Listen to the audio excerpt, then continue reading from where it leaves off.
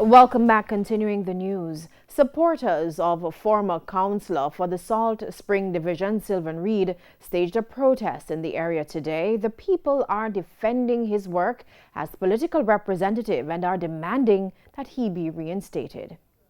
Are you ready for them? Campaign launch? Well, not quite. Former councillor for the Salt Spring Division, Sylvan Reid, is addressing supporters who are protesting against his sacking from the St. James Municipal Corporation nearly 3 weeks ago. Mr. Reid, who won the 2016 local government election by 1 vote, says he's even more determined now to contest the poll. I would not do so if the people didn't want me, but because the people want me, I will stay with them and continue to work. But his work has been under scrutiny. Mr. Reid was booted after missing 3 consecutive meetings of the St. James Municipal Corporation, raising questions about his commitment to the people in his division, an argument he's rejected.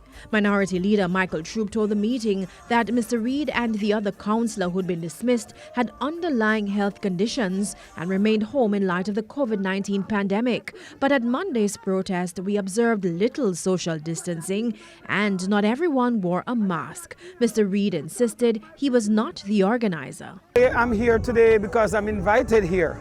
I'm invited because the people want me here. Mr. Reid help me. He get to my daughter's house.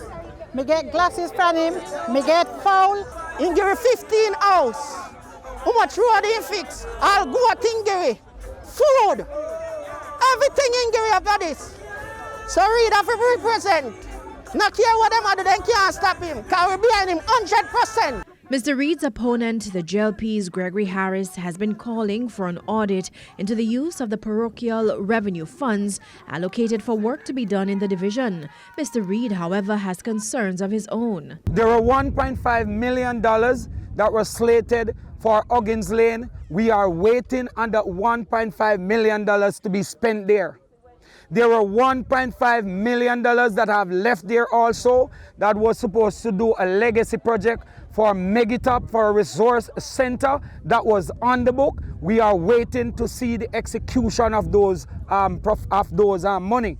There were $400,000 that just came in for me to continue to do the work for the people. I am awaiting to see what they are doing with those money. Until a by-election or the local government election is held, the Salt Spring Division is now under the leadership of the St. James Municipal Corporation.